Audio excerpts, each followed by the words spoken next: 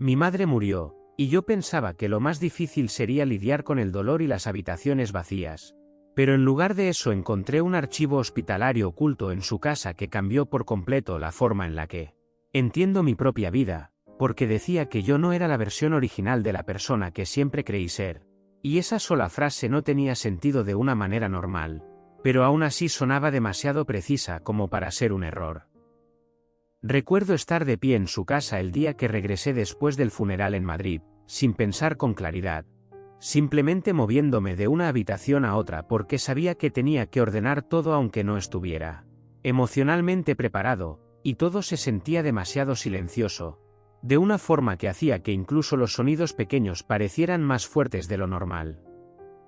La casa se veía exactamente igual que siempre, pero al mismo tiempo nada se sentía familiar, como si estuviera caminando por un lugar que fingía ser el mismo. Y seguía repitiéndome que era el duelo lo que hacía que todo pareciera extraño, porque esa habría sido la explicación más fácil. Empecé con cosas simples, como ropa y objetos pequeños, cosas que normalmente no tienen carga emocional, porque no quería enfrentarme todavía a fotos o recuerdos personales, y me concentré en lo práctico solo para no pensar demasiado. Pero cuando llegué a su habitación, algo no encajaba del todo, no de forma evidente, sino lo suficientemente sutil como para casi ignorarlo. Como si la luz no cayera igual que antes o la habitación se sintiera un poco más vacía de lo que debería. Abrí el armario solo para cerrarlo bien, y fue entonces cuando noté una caja al fondo, casi escondida detrás de ropa vieja y cosas guardadas, no colocada al azar, sino posicionada de una manera que parecía intencionalmente oculta. Dudé un momento, porque incluso antes de abrirla tenía la sensación de que no debía encontrar lo que hubiera dentro. Pero al mismo tiempo no podía ignorarlo, porque cuando ves algo así, se queda en tu mente hasta que lo enfrentas. Saqué la caja lentamente y la puse en el suelo, y cuando la abrí, no era lo que esperaba en absoluto. Porque en lugar de objetos personales o recuerdos, había carpetas, perfectamente organizadas, etiquetadas y estructuradas de una forma que se sentía más clínica que emocional. Al principio pensé que serían documentos médicos sobre su salud, algo relacionado con sus últimos años. Pero cuando vi mi nombre en varios documentos, escrito de diferentes formas y repetido en varias páginas, sentí que algo cambiaba en mi forma de pensar, porque no era una mención casual, parecía documentación sistemática. Abrí la primera carpeta y empecé a leer sin entender del todo lo que estaba viendo, y cuanto más avanzaba, más claro se hacía que no era un archivo personal, sino un sistema de registros, con entradas, fechas y clasificaciones que no se parecían a nada normal que hubiera visto antes. Entonces noté algo extraño, porque junto a mi nombre había entradas paralelas, como si varias versiones de la misma identidad estuvieran siendo registradas al mismo tiempo. Y nada de eso estaba explicado de una manera que tuviera sentido inmediato, pero el patrón se sentía intencional. Ese fue el primer momento en que dejé de leer de forma emocional y empecé a leer de forma lógica, porque cuando algo no tiene sentido emocional, el cerebro intenta convertirlo en estructura para mantener el control. Seguí revisando la caja, apartando carpetas una por una, hasta que encontré un archivo hospitalario sellado que parecía más oficial que todo lo demás, y en el momento en que lo toqué, sentí que lo que había dentro no estaba hecho para ser descubierto por casualidad.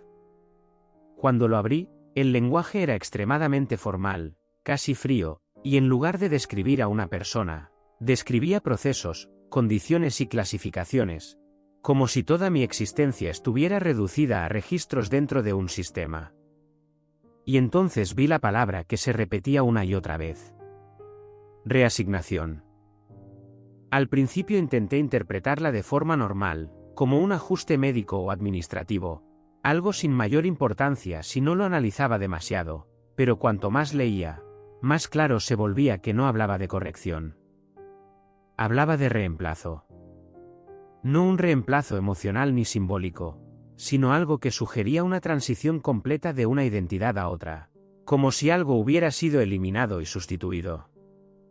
Y lo más inquietante era lo normal que sonaba todo en el documento, como si no fuera algo extraño, sino un procedimiento ya realizado. Ese fue el momento en que dejé de leer y me quedé sentado en silencio, intentando conectar todo con mi vida, Mi infancia, mis recuerdos, mi madre, pero nada encajaba de forma limpia. Porque si eso era real, no cambiaba solo una parte de mi historia. Cambiaba todo. Y entendí que esto no iba sobre mi madre. Iba sobre mí. No dormí esa noche, porque cada vez que cerraba los ojos, las ideas volvían una y otra vez, sin orden, sin sentido claro, y cuanto más intentaba ignorarlas, más insistentes se volvían.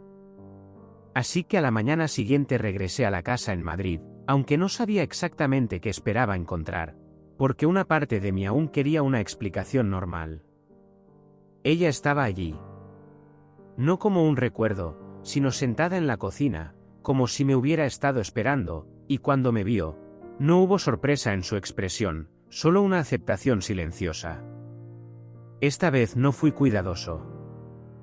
Le pregunté directamente por la caja, por el archivo, por la palabra reasignación, y ella no respondió de inmediato, no porque no supiera qué decir, sino porque parecía estar midiendo cuánto podía decir.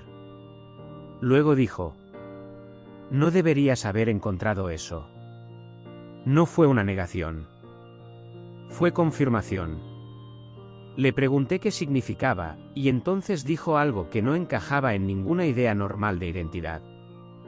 No fuiste asignado originalmente a esta vida. Lo repetí en mi mente, porque no sonaba como algo real, pero ella continuó, tranquila, como si hubiera ensayado ese momento muchas veces. Me explicó que lo que yo creía que era mi inicio no lo era, que en algún punto hubo una falla en lo que llamó una estructura de identidad, y en lugar de corregirse, fue reemplazada. No simbólicamente. Sistemáticamente. Sacó otra carpeta y la puso frente a mí. Y dentro había un registro que hablaba de la terminación de una estructura original, seguido de una nota: reemplazo completado. Le pregunté qué pasó con la persona original, y esta vez no evitó la mirada. Solo dijo: no hubo ninguna que continuara. Y en ese momento algo dentro de mí dejó de resistirse, porque siempre había asumido que había un antes. Algo continuo, algo seguro. Pero lo que ella describía no era continuidad. Era sustitución. Me levanté y caminé hacia la ventana, porque necesitaba alejarme de todo eso, y afuera todo parecía normal, lo que hacía que todo dentro se sintiera aún más irreal.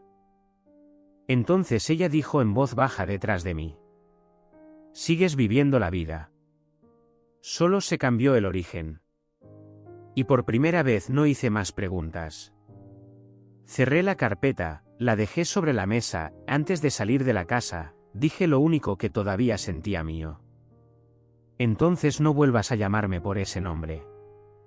Y ella asintió sin dudar. Y me fui. No porque todo estuviera resuelto, sino porque ya no quedaba nada en esa casa que pudiera devolverme la versión de la realidad en la que había vivido antes.